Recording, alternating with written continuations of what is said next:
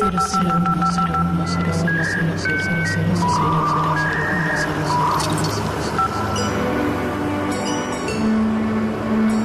el medio de la red, en el medio estás vos. Navegás en la nube, en el bar, en la casa, en el trabajo. Producís información.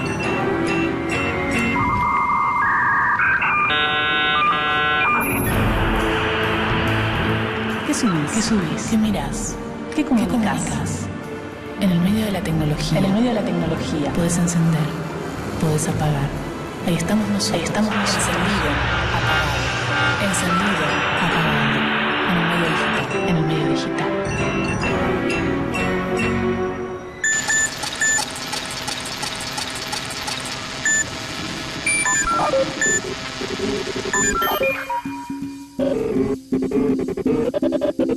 Escuchamos hablar constantemente de hardware, software, dependencia tecnológica, sin saber muchas veces de qué se está hablando. Sin embargo, aprender a reconocer las herramientas que nos posibilitan el acceso a Internet es una de las claves para poder hacer un uso inteligente y libre de la tecnología. La mayoría de los software que hoy utilizamos pertenecen a empresas privadas, que nos hacen dependientes de sus sistemas como consumidores. ¿Qué es la dependencia tecnológica? ¿Cuán libres somos los seres humanos ante una tecnología que no nos pertenece? ¿Qué es el software libre? El software es lo que le da vida a la computadora, básicamente. Tendría que ser como un microondas, digamos, en algún punto, ¿no? Y que tiene una serie de complejidades bastante mayores. Por supuesto, un microondas, pero el software es justamente lo que hace que la computadora sirva para algo, ¿sí? Para interactuar con el usuario, para hacer algún tipo de cálculo. Bueno, el software es lo que hace trabajar las computadoras realmente. Las computadoras hacen lo que el software dice que tienen que hacer. Y el software hace lo que el programador definió que el software debe hacer. Entonces, por lo tanto, las computadoras son controladas por el software. Software es, en buena medida, el componente de un montón de cosas que nos rodean. Es el alma de esta sociedad postindustrial. Dicho de una manera menos poética, el software es un programa, un conjunto de instrucciones almacenadas que una máquina ejecuta. En principio, uno puede concebir en sentido amplio el software como una receta de cocina. Si uno sigue correctamente los pasos de esa receta, obtiene un resultado. El primer software en realidad es bastante más antiguo que las computadoras. El software se inventó antes que las computadoras. ¿Por qué? Porque cuando el señor Jacquard en la Francia de Luis XVI se le ocurrió que podía tejer más eficientemente telas muy bonitas, hizo una serie de tarjetas perforadas para los telares, de manera que entraran o salieran las agujas del telar. Y eso era un programa, era algo que le decía al telar dónde tenía que pasar hilos y dónde no pasarlos. Después inventamos las computadoras, que eran calculadoras extraordinariamente poderosas. Y el software surge como necesidad del hardware mismo. O sea, se crea la computadora como una gran calculadora, más rápida, más veloz, que hace cosas... Pero sin el software, el hardware no tiene sentido. O sea, el hardware uno prende y la computadora sin software no hace nada. Se mueven los ventiladores, no pasa nada. El software se empezó a hacer con la primera computadora para darle un uso de computación, justamente de cálculo, de procesamiento al aparato creado para eso.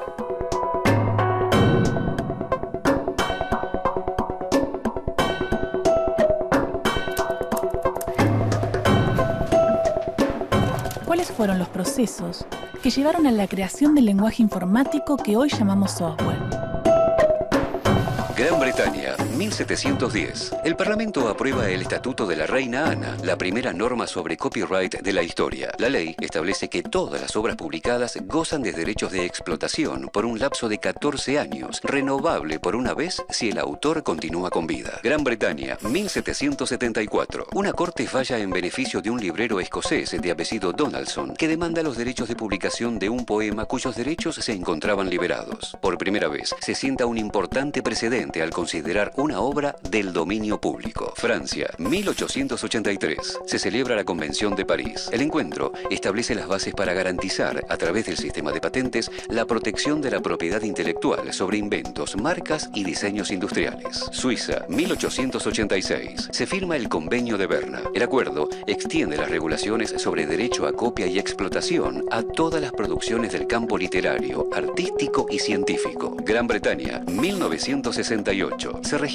la primera patente de software. Se trata de un algoritmo desarrollado por Martin Goetz, pionero en la comercialización de este tipo de productos. Por entonces, los programas eran personalizados o gratuitos y esta industria todavía no se había desarrollado. Estados Unidos, 1969. Se desarrolla el sistema operativo Unix. En sus primeros años, circula entre la comunidad académica que lo va perfeccionando. A diferencia de sus predecesores, Unix es un sistema operativo portable y multitarea, y su llegada supone una revolución en el mundo de la informática. Estados Unidos, 1975. Miembros del Homebrew Computer Club, un grupo de aficionados a las computadoras, realizan una copia de un intérprete del lenguaje BASIC y crean así el primer software pirata. Ese mismo año, Bill Gates funda Microsoft y se expresa en duros términos en contra de la piratería. Estados Unidos, 1983. El programador Richard Stallman lanza el proyecto GNU. Su objetivo es desarrollar un sistema operativo basado en Unix, pero que le permita al usuario modificarlo, estudiarlo y compartirlo sin que pesen sobre él infracciones de copyright. 2 años más tarde,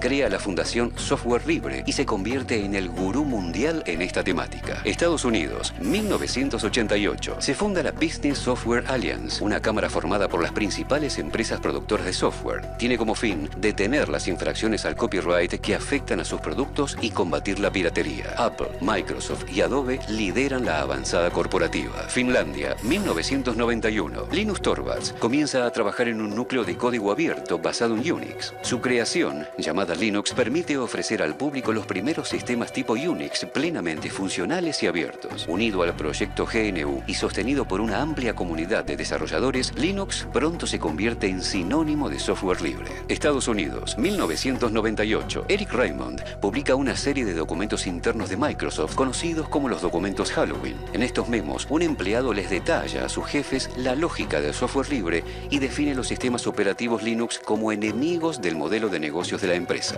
Estados Unidos, 2004. La Fundación Mozilla lanza Firefox, un navegador web basado en software libre que permite a cualquiera modificarlo. En poco tiempo, se convierte en el segundo browser más usado del planeta. Argentina, 2010. Con el fin de adoptar y desarrollar plataformas de código abierto en la administración pública, el gobierno firma un convenio con Red Hat, una de las mayores empresas de software libre, en un contexto en el cual muchas instituciones y empresas del mundo empiezan a trabajar con Linux como sistema operativo.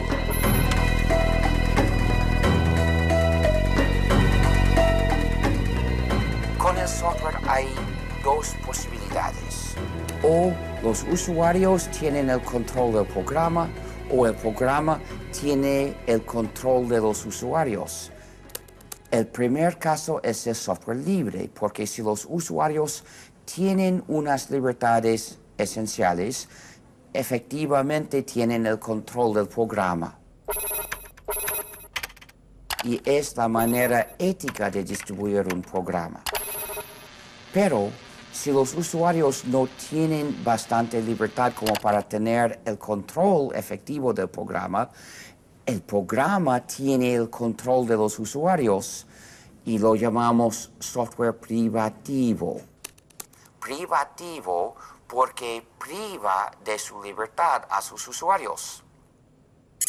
Los usuarios no tienen el control de este programa, pero alguien tiene el control del programa y a través del programa el control de los usuarios. Entonces el programa privativo es un yugo, un instrumento para que él someta a gente. Es un sistema de poder injusto y no debería existir. Cuando hablamos de software libre, en realidad es una construcción retórica para referirnos a la libertad que tienen los usuarios del software para hacer cosas con él. Software libre es aquel que le da al usuario 4 libertades fundamentales. La libertad de usarlo con cualquier propósito.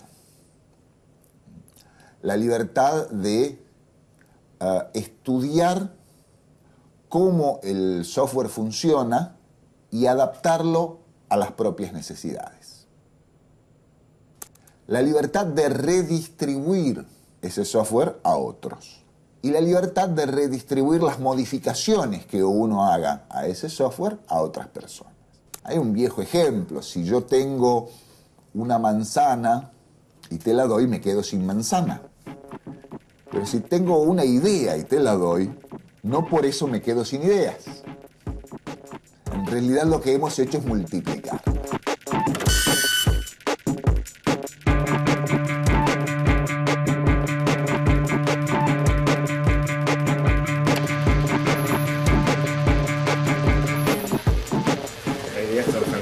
Leandro, acá hacen software libre. Algo así. Acá hacemos, sí. Esto es un GCOP, que es una cooperativa que trabajamos con software libre y hacemos software libre. ¿Y qué es exactamente hacer software libre? ¿En qué trabajan? Y básicamente hacer software libre es programar computadoras. Entonces nosotros usamos un programa para escribir, por ejemplo, y quienes lo saben armar son ustedes que hacen software libre y si no, el software privado como Microsoft. Exacto. Los programadores hacemos la misma tarea, hagamos software libre o hagamos el software privativo. ¿Y acá qué están haciendo? Bueno, acá están trabajando. Buenas. Buen día. Buenas. ¿Qué tal? Y por ejemplo, ¿en qué están trabajando? ¿Vos en qué estás trabajando? Por ejemplo, estamos agregando unas funciones. Así se ve un programa compilado. Esto es la representación de lo que entiende la compu. O sea Imposible. que así entiende la computadora un programa que luego nosotros vamos a usar Exactamente. y que va a ser muy Exacto. sencillo para nosotros los usuarios. Exacto. Este programa, por ejemplo, hace lo siguiente. Le decimos hola mundo, dice Hola mundo. Eso es todo lo que hace ese programa. pero si vemos de nuevo, es todo esto. Es todo eso. Todos esos códigos para decir hola mundo. Exacto. Para decir lo que vos le digas que diga.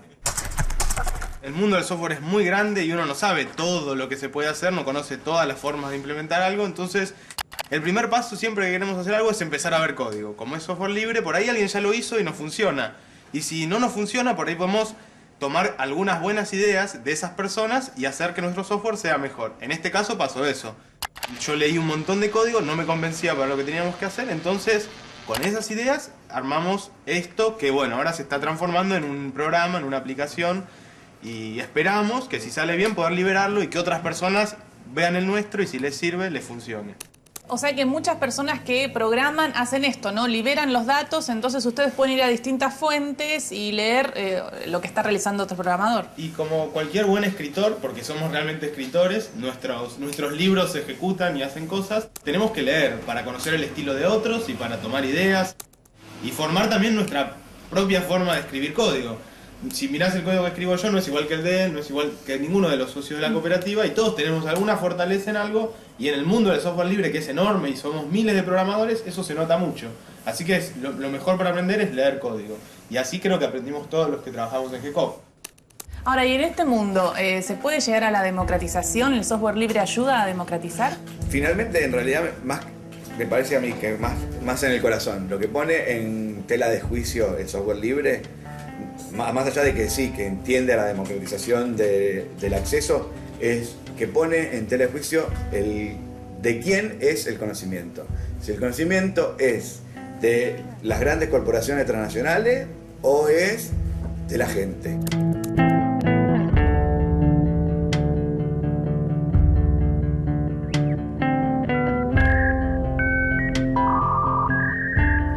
Software argentino en general existe mucho.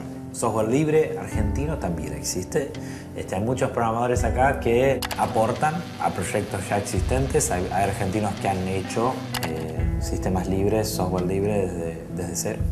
Es difícil encasillar el software en un país determinado. ¿Por qué? Porque los proyectos de software libre por lo general son proyectos que se hacen en múltiples países. De hecho, el software libre nació como proyectos a nivel global, que hay programadores de todo el mundo que muchas veces trabajan de forma voluntaria.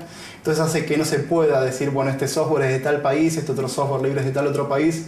Entonces esa concepción por ahí no es la más apropiada. El software se produce en casi todos los lugares del mundo. ¿Por qué? Porque es una industria blanda. Requiere de pocos recursos materiales. Y esto construye una especie de gran sueño de la fiebre del oro. Digamos. Cualquiera puede hacer software y enriquecerse vendiendo. La verdad es que si uno analiza cómo se comportan las grandes corporaciones que producen software y analiza ese comportamiento a partir de los números, lo que encontrás es que la mayor inversión en software no está en desarrollarlo, sino en venderlo.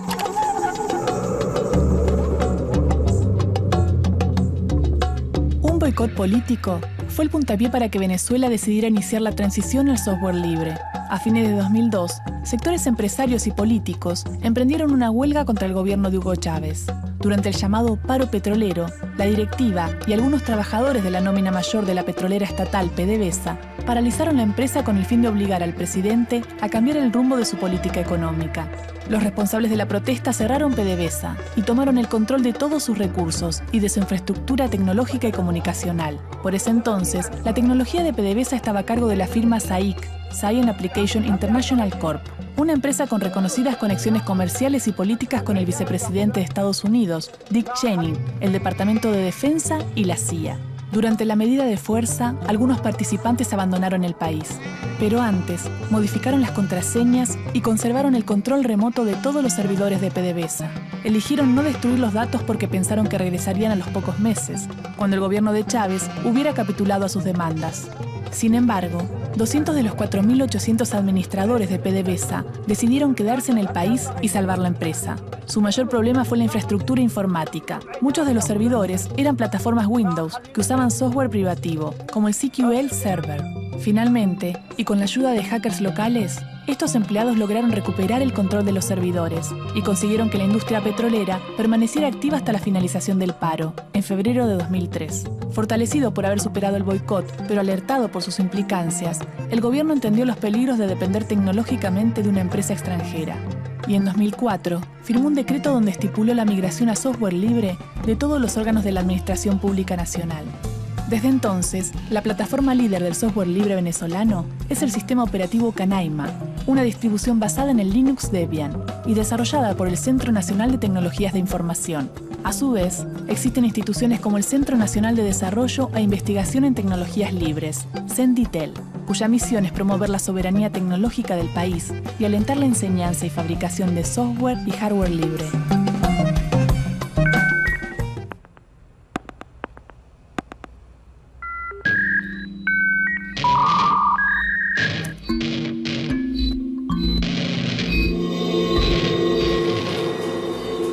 Hola. Bienvenida. Muy bien. ¿Todo bien? ¿Todo bien? Bueno, hay un departamento de informática, una universidad como la de Filosofía y Letras muy grande y una decisión de instalar software libre. Así es. Hace unos 4 o 5 años ya que empezamos a trabajar con esta idea de migrar todos nuestros puestos de trabajo a software libre. ¿Por qué decidieron no usar un software privativo y sí un software libre? En principio hay, digamos, razones que tienen que ver directamente con esto que te decía de lo público, de los recursos públicos, pero no es lo económico, digamos, lo que más nos importa, más allá de que también es importante el tema de la compra de licencias y la no compra de licencias. El software libre no necesariamente es gratuito, pero la mayoría del software libre es gratuito. Tiene que ver fundamentalmente con una forma de producción, con una forma de trabajo que tiene mucha identidad con la forma de producción de conocimiento que hay en la universidad pública. Quizás lo más importante también es que se adapta el software libre a ustedes. Ustedes pueden cambiar aplicaciones. Exactamente, una de las características principales del software libre es el acceso al código fuente. Y de esa forma se puede adaptar cualquier software a necesidades específicas de una institución con sus particularidades, como es Filo, entre otras. Y así nace Filux. Así es, así nace Filux. Nosotros lo pensamos como una transición, digamos. Hay un poco de mito en relación con el tema del cambio tecnológico, de que es difícil, de que es traumático. Un poco sí y un poco no.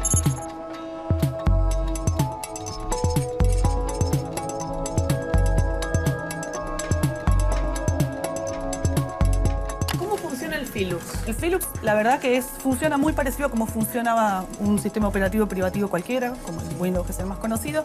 Incluso nosotros lo que hicimos, como para acompañar esta transición, fue hacerle un entorno bastante parecido hasta gráficamente, como para que el impacto no fuese tan fuerte. ¿Este no es Windows? Este no es Windows, este es Philips. Acá si te fijas, este ves, en vez de tener las ventanitas, es el logo de la Universidad de Buenos Aires. Así que en realidad este es el Philips, que como te decía, le tratamos de dar un aspecto un poco parecido, como para que el impacto de la transición no sea tan fuerte para el usuario final.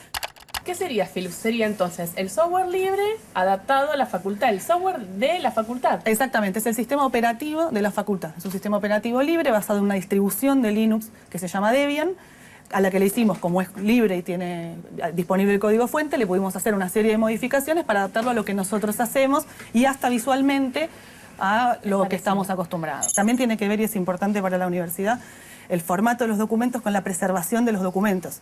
Nosotros estamos seguros que usando formatos abiertos siempre vamos a poder acceder a nuestros documentos. Usando formatos cerrados no lo podemos garantizar.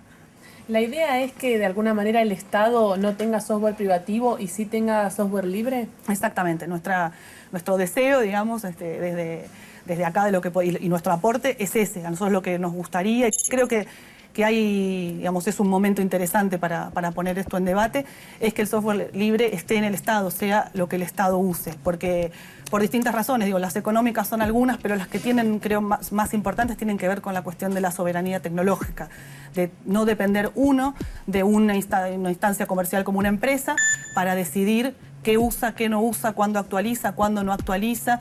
Cuestiones de seguridad también son importantes. El software libre uno está seguro de que no hay puertas traseras por las que se filtra información porque muchas personas lo están viendo. Y eso es muy importante. Cuando un software es cerrado, uno nunca puede estar seguro de qué está pasando ahí donde uno no ve. Y en general uno no lo ve, el software. En el medio digital, el conocimiento está repartido en millones de fragmentos por el ciberespacio. Para acceder a él, es fundamental saber preguntar. Quiero saber si existe algún tipo de hardware o soporte físico-tecnológico que aplique ideas similares a las del software libre. La filosofía del software libre sostiene la teoría de la dependencia tecnológica. Según esta postura, son los países desarrollados los que detentan el monopolio de la producción de la tecnología, y a los países pobres solo les queda como alternativa endeudarse para poder adquirirla y no quedar rezagados en la carrera del desarrollo. Desde esta perspectiva, la única manera de romper este esquema de sometimiento económico es con la producción de software, pero también de hardware libre. Todo soporte físico posee determinadas especificaciones técnicas, en la mayoría de los casos cerradas. Esto quiere decir que solo el fabricante tiene acceso a los diagramas esquemáticos, y su reproducción está protegida por una licencia. El hardware libre, en cambio, es aquel cuya arquitectura es abierta, por lo que sus especificaciones están disponibles bajo una licencia libre, que permite que otros fabricantes puedan desarrollar su propio diseño, adaptarlo y redistribuirlo.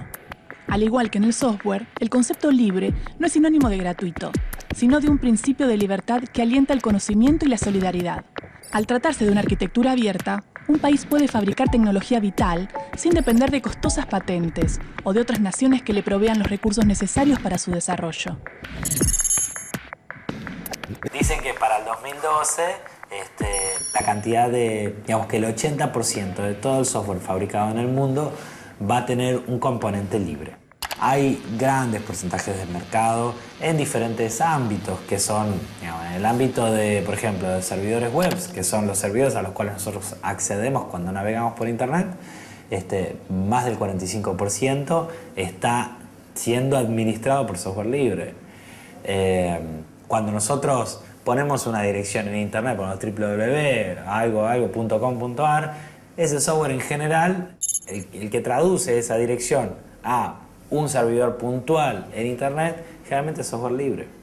Eso no lo ve el usuario, eso no lo ve nadie, digamos, lo ven los administradores, lo conocen los administradores, pero entonces es muy difícil identificar, además que el software libre por su misma forma de crearse, bueno, yo me puedo poner a programar algo, lo libero y nadie se entera, o se enteran muy pocas personas. Eso genera un granito más de arena a la totalidad del software. Los estados de alguna forma deberían garantizar en primer lugar los derechos de sus ciudadanos por encima de los derechos de las corporaciones. Y esto va a desembocar en alguna forma de resolución de la tensión. Pero por otra parte, porque al ser reapropiado este este conocimiento colectivo por los ciudadanos significa también una reapropiación en términos de espacio público de una capacidad de desarrollo tecnológico autónomo. En una época en que las fronteras entre los estados-nación son difusas pero no inexistentes, el recuperar autonomía para los ciudadanos, de los cuales el Estado es esencialmente un mediador. El Estado no tiene valor en sí mismo si no tiene ciudadanos adentro. Reapropiar esto, redistribuirlo, significa marcar un nuevo rumbo en términos de política tecnológica. Haces tu informática por tu propio placer. Si pierdes control de tu informática, es una lástima para ti. Y te diría, lo siento, qué lástima. Pero no me quejaría a ti, porque no me habrías abusado perdiendo tu control de tu informática. Pero el Estado hace su informática por el pueblo, por los ciudadanos, por los habitantes. Cada agencia pública tiene, por lo tanto, una responsabilidad de mantener su control de su informática siempre.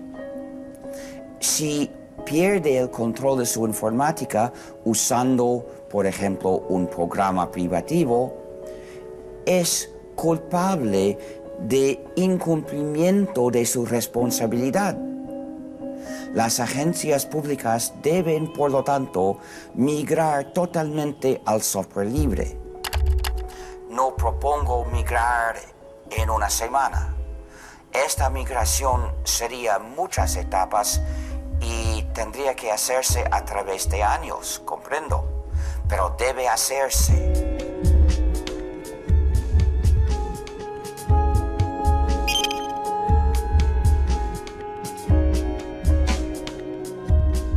La tecnología digital va a estar cada vez más presente en nuestras vidas.